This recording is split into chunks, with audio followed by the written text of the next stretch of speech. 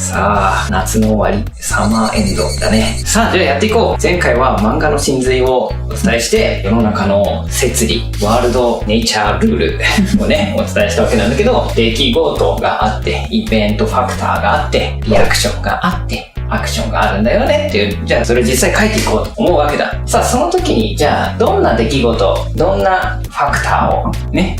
ファクトを、不安だね。ね、を入れていくかという時にね、これをより効果的にするためにはですよ、まずそれどこなのっていうね、ウェアが大事ですよ。これが分かった方がこのファクトが伝わる。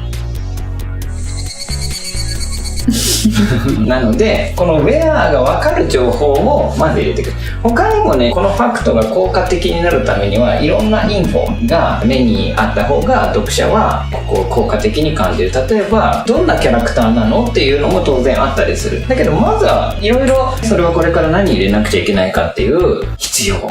ニード簡単だな。ニードインフォをね、これからみんなには一つずつお伝えしていくが、その中の一つがウェア、ウィー、ヒア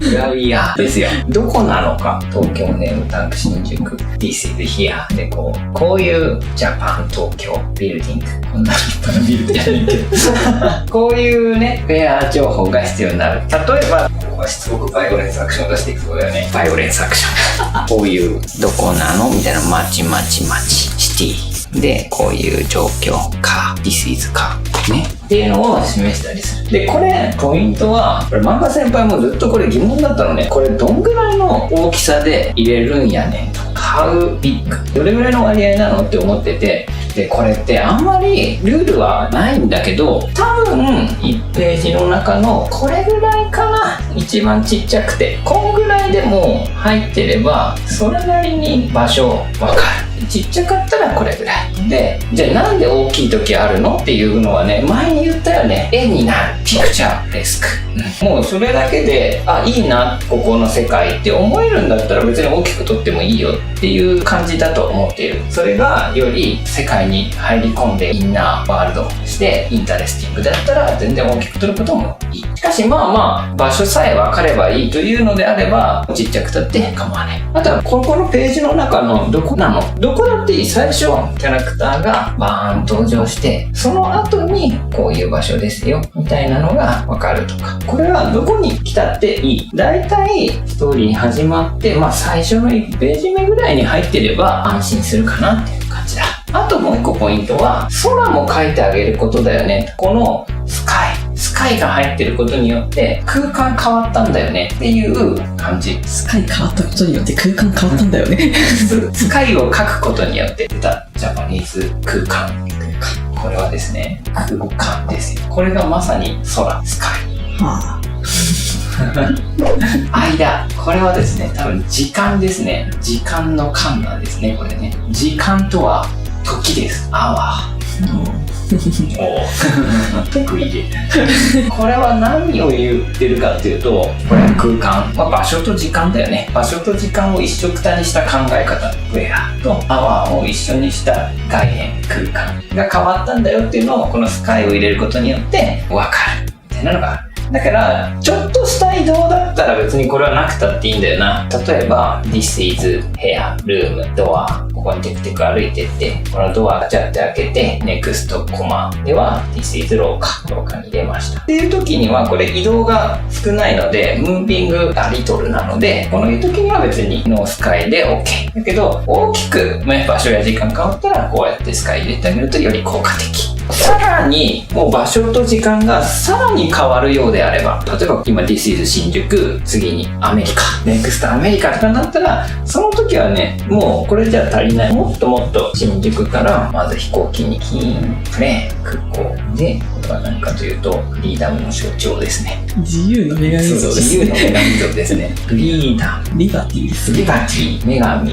ゴッデスっ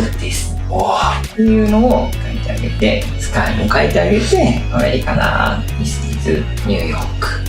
ニューヨークのイメージが分かるみたいな。もちろんリトルマン書いても OK でっていう感じで、移動が大きければ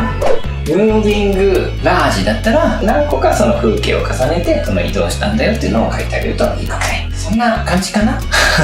簡単。This is 簡単ですね。あとは Next Time はとは言いながらこういう背景とか奥行き感じさせたりとか難しいんだよという質問が結構来て、細かい背景とかどうやって書き込んでいくんだいみたいなコンプレックス背景どうやって書いていくのか、こういう背景を本当は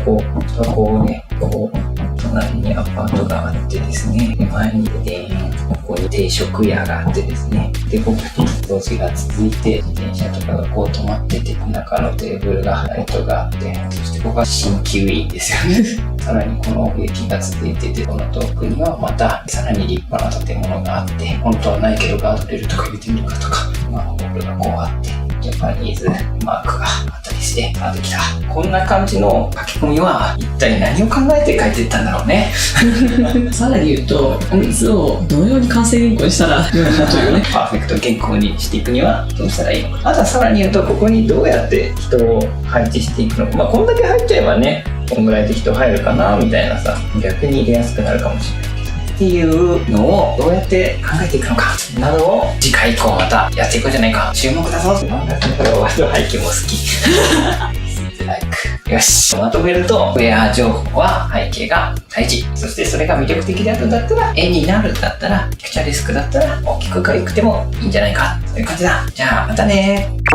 画面右下にいいねボタンがプリーズ登録。画面下にもスマートフォンの場合はレッドボタンがプリーズ登録。そして、ペイトリオン、プリーズペイトリオン。プリーズペイトリオンしていただくと、このジャパンでやっているネームできてしまう講座、ネームキャンユー講座、コース。ネームメイクアップ。